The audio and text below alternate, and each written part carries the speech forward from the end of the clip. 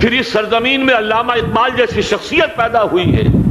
یہ ساری چیزیں جو ہے یہ در حقیقت اشارہ کر رہی ہے کہ یہ ملک مشیت ایزدی کے کسی طویل سلسلے کی ایک کڑی ہے، اور وہ سامنے آ گیا تھا کہ سن 47 میں یہ قائم ہوا ہے، اور پورے 9 مہینے بعد 14 اگست اور 13 مئی 14 اگست سن 47 اور 13 مئی سن 48 پورے 9 مہینے بعد اسرائیل عالم وجود میں آ گیا. اللہ تعالیٰ نے اس عالمی بیماری، اس کے لیے جو علاج ہے وہ پہلے پیدا کیا ہے. جیسے کہ حدیث میں آتا ہے ما انزل اللہ من دائن الا انزل له دوان. اللہ تعالیٰ نے کوئی بیماری ایسی نہیں اتاری کہ جس کا علاج بھی نہ اتار دیا ہو. اور جیسے کہ ماں کی چھاتیوں میں بچے کی ولادت سے پہلے دودھ پیدا ہو جاتا ہے، اس کی غذا کا بندوبست پہلے ہو جاتا ہے، اسی طریقے سے اسرائیل کا جو فتنہ اٹھنے والا تھا اس کی سرکوبی کے لیے پاکستان وجود میں آیا ہے. اور آج وہ مرحلہ آ گیا ہے تاریخ کا ایک عظیم موڑ. آپ دیکھیں گے کہ بڑی مشابہت پیدا ہو گئی ہے.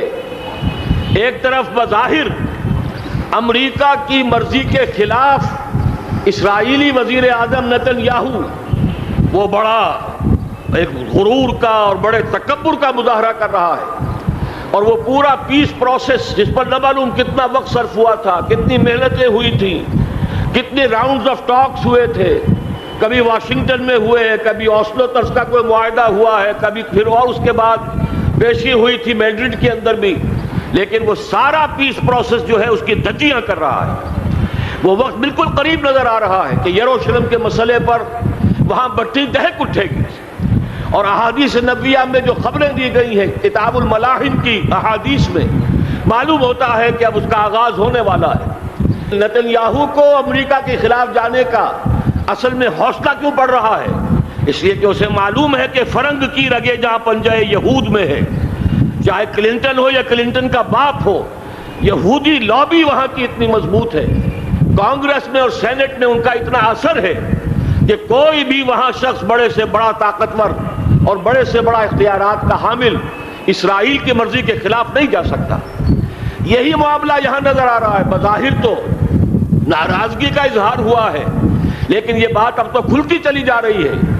حقیقت یہ ہے کہ یہود اور ہنود کا بڑا گہرا لنک قائم ہو چکا ہے، اور یہ بھٹیاں اب دونوں طرف دہکیں گی. میں اس سے پہلے بارہا کہہ چکا ہوں، ملت اسلامیہ تقریباً 150 کروڑ افراد پر مشتمل ہے، لیکن اس میں سے تقریباً 20 کروڑ عرب ہیں. ان کو اللہ نے خصوصی فضیلت دی تھی. یہ تھے کہ جن کی زبان میں قرآن نازل ہوا. خود محمد عربی صلی اللہ علیہ وسلم عرب تھے، انہیں جو فضیلت عطا کی تھی. لیکن بدقسمتی سے اس دور میں آ کر بھی انہوں نے آزادی حاصل کرنے کے بعد بھی اپنا قبلہ درست نہیں کیا. کسی نے ماسکو کی طرف رخ کیا، کسی نے واشنگٹن کا رخ کیا، اللہ اور اس کے رسول کی طرف رخ نہیں ہوا. واقعہ یہ ہے کہ مجرم ہیں. دوسرے بڑے مجرم 150 کروڑ میں سے 10% یہ 15 کروڑ مسلمان ہیں. حالیہ جو سینسس ہمارا ہوا ہے اس کے بعد اندازہ ہو رہا ہے کہ یہاں کی آبادی 15 کروڑ ہو چکی ہے. 10% امت مسلمہ کا مسلمانان پاکستان ہے، اور یہ اس اعتبار سے کہ اسلام کے نام پر ملک بنا کر نصف صدی گزار چکے، لیکن یہاں پر اسلام کا بول بالا نہیں ہوا. کتاب و سنت کی بالا دستی کر اعلان نہیں ہوا. دستور میں ساری اسلامی دفعات موجود، لیکن اس کے ساتھ ہی ایسے خلا موجود، چور دروازے موجود کہ کوئی دفعہ بھی مؤثر نہیں ہے. یہ منافقت کا پلندہ لے کر ہم چل رہے ہیں اس دستور کو، اس دستور مملکت پاکستان کو. لہذا واقعہ یہ ہے کہ یہ بھٹی جو ہے اب ہماری آزمائش کے لیے آگ آد ابراہیم ہے، نمرود ہے.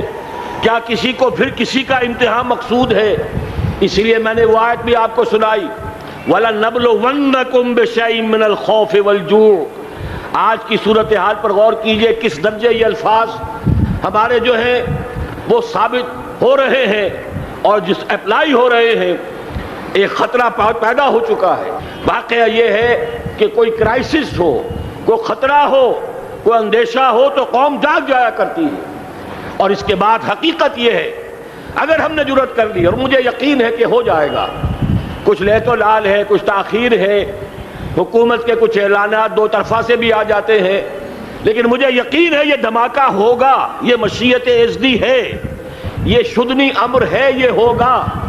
اور اس کے بعد یقیناً اس آیت مبارکہ کا دوسرا لفظ ہم پر منطبق ہوگا، وَلَنَبْلُوَنَّكُمْ بِشَيْءٍ مِّنَ الْخَوْفِ وَالْجُوعِ۔ یہاں دوسرا لفظ بھوک کا لفظ ہے، ہم پر سختیاں آئیں گی یقیناً۔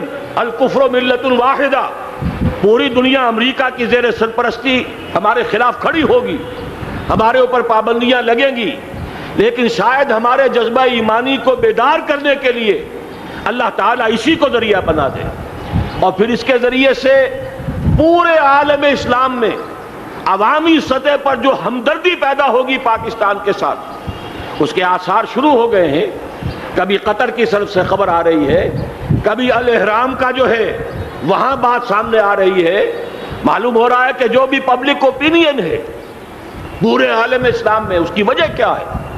میں نے اپنے پچھلے جمعے کے خطاب میں عرض کیا تھا کہ جیسے پاکستان سلطنت خداداد پاکستان ہے، ایسے ہی اس کی ایٹمی صلاحیت یہ بھی خداداد ہے، اللہ نے چھپر پھاڑ کر ہمیں دی ہے۔ ایسا نہیں تھا کہ ہم نے لیبارٹریاں بنائی ہوں، ہمارے سینکڑوں اور ہزاروں سائنسدان ریسرچ میں لگے ہوئے ہوں، نہیں، اچانک اللہ تعالیٰ کی طرف سے ہمیں ایک نعمت غیر مترقبہ عطا ہو گئی ڈاکٹر عبدالقدیر کی شکل میں۔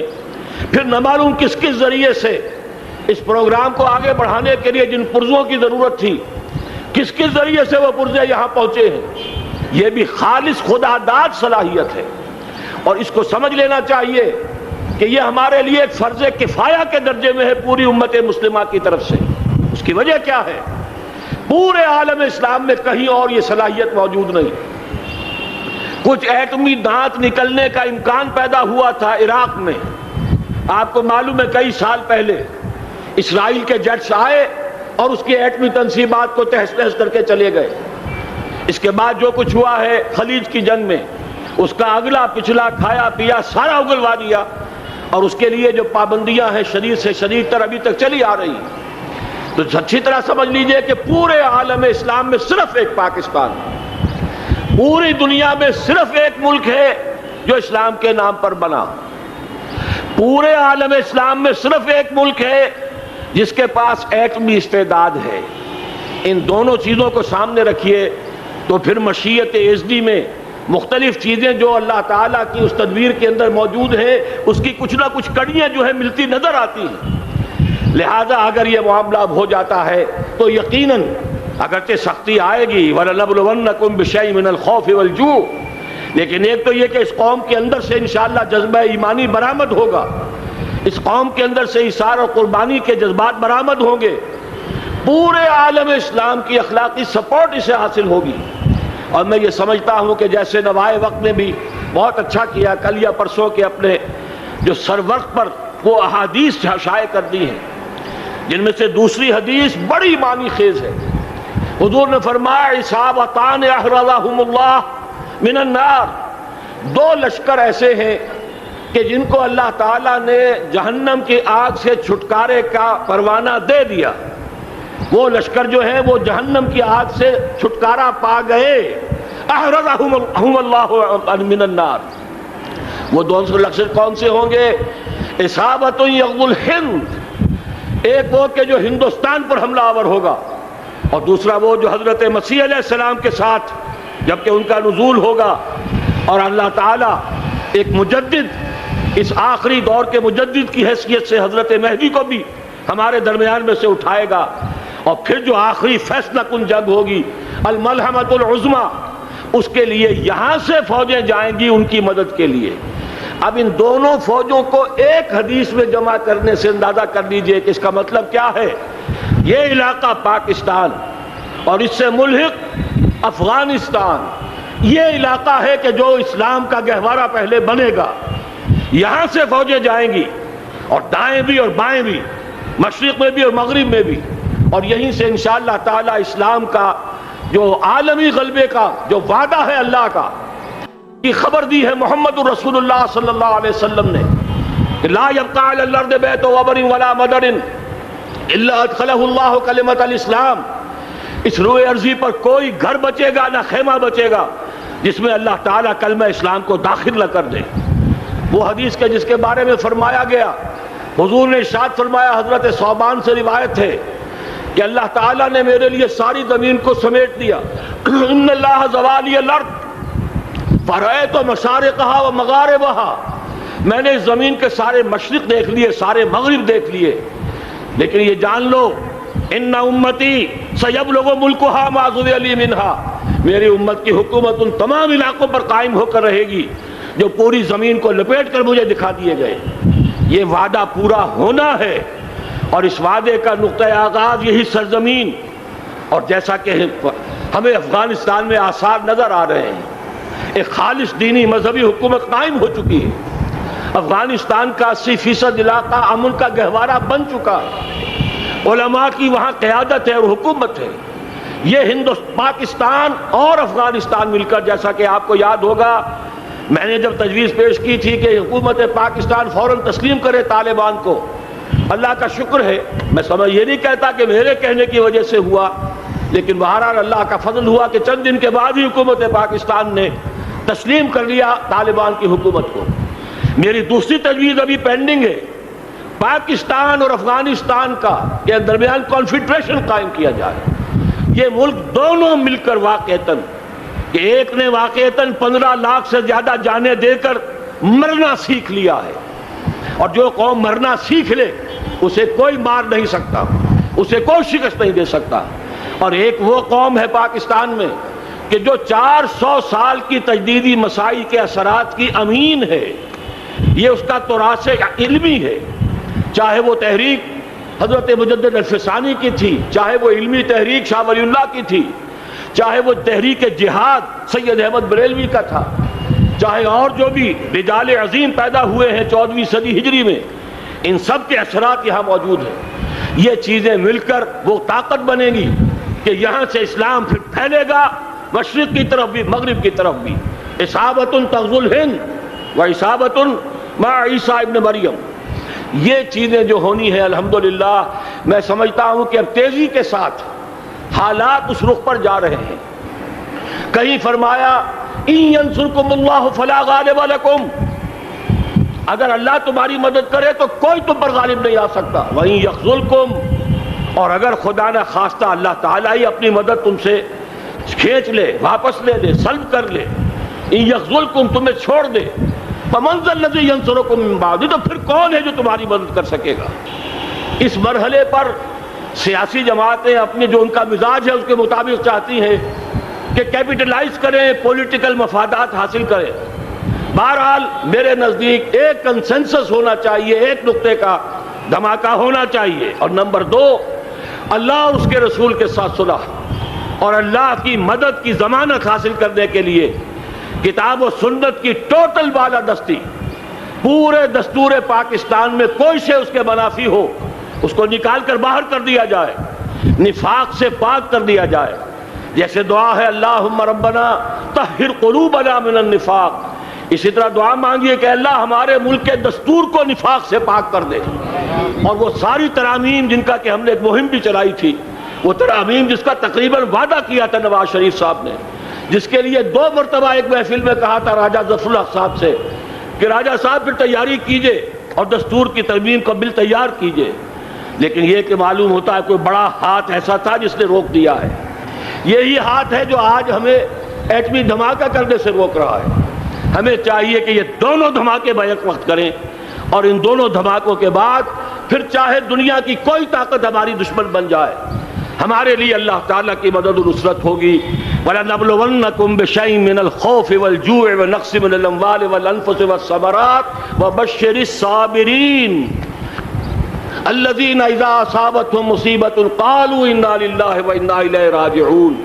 تو قوم انشاءاللہ تعالی، میں یہ سوچا کرتا تھا قوم مردہ ہے، بے حس ہو چکی ہے، دین سے عام طور پر بیزاری پیدا ہوتی جا رہی ہے، جو ہمارے دینی قیادت ہے اس سے بھی لوگوں کے اندر مایوسی پیدا ہو رہی ہے۔